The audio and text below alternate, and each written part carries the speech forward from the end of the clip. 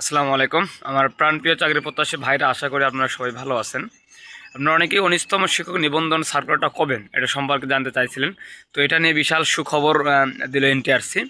এটা নিয়ে বিস্তারিত কথা বলবো, তার আগে বলে রাখি এবার চাকরির সকল তথ্য এবং নিয়োগ বিষয় যে কোনো বিষয় আপনারা জানতে অবশ্যই এই চ্যানেলটি সাবস্ক্রাইব করবেন। সাবস্ক্রাইব করলে ইনশাল্লাহ আপনারা নিত্য নতুন নিয়োগ সম্পর্কে আপডেট সম্পর্কে জানতে পারবেন। তো এই জন্য অবশ্যই সাবস্ক্রাইব করে পাশে থাকবেন। মেইন কথায় আসি, আসলে 19তম শিক্ষক নিবন্ধনে বেশ কিছু পরিবর্তন আসতেছেন, বিশেষ করে নামের।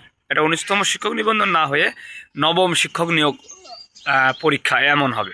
কারণ যে এর আগে দেখছি আমরা এমসিকিউ লিখিত ভাইভা পাস করার পর আবার একটা গণবিজ্ঞপ্তি হতো, বাট এইবার এগুলো কিছু হচ্ছে না। ডাইরেক্ট আপনি যদি টিকতে পারেন এমসিকিউ পরে ভাইভা, এই দুইটা হবে।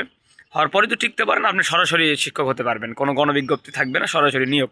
তো এটা বিশাল সুখবর। এই জন্য প্রস্তুতি নেন। আর এবার 200 মার্কের এমসিকিউ এবং ভাইভা লিখিত থাকছে না, এবং এইচএসসি পাশেও আর শিক্ষক হওয়া এটা হচ্ছে না, অনার্স অবশ্যই লাগবে। আচ্ছা, মেইন কথায় আসি, যেটাতে আসলে এনটিআরসি কর্তৃপক্ষ বা চেয়ারম্যান যিনি যে বিষয়টা আসলে বলছেন যে আগামী 12ই এপ্রিল আমাদের বিভিন্ন শিক্ষা প্রতিষ্ঠান থেকে শূন্য পদ নেওয়া শেষ হবে আপনাদের বারে। যেমন আজকে 11 তারিখ, তার মানে আগামীকাল রবিবার মোটামুটি লাস্ট ডেট, যে কোন স্কুলে কত পদ ফাঁকা, কোন বিষয়ে কত শিক্ষক ফাঁকা, এগুলো আগামীকাল লাস্ট ডেট। তো আগামীকাল 12 এপ্রিলের পর মোটামুটি হারে আপনার বোঝা যাবে যে নিয়োগ কবে দিবে। তো আমাদের শিক্ষামন্ত্রী শিক্ষা যে চেয়ারম্যান এনটিআরসি, উনি বলছে যে 12 এপ্রিলের পরে আমরা ওই সপ্তাহ অথবা পরের সপ্তাহে আমরা এই নিয়োগটা দিব আমরা।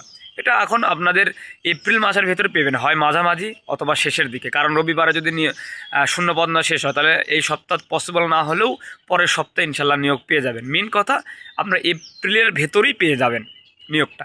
যদি কোনো কারণে এপ্রিলটা মিস হয়ে যায়, তাহলে মের প্রথম দ্বিতীয় সপ্তাহের ভেতরে ইনশাল্লাহ পেয়ে যাবেন।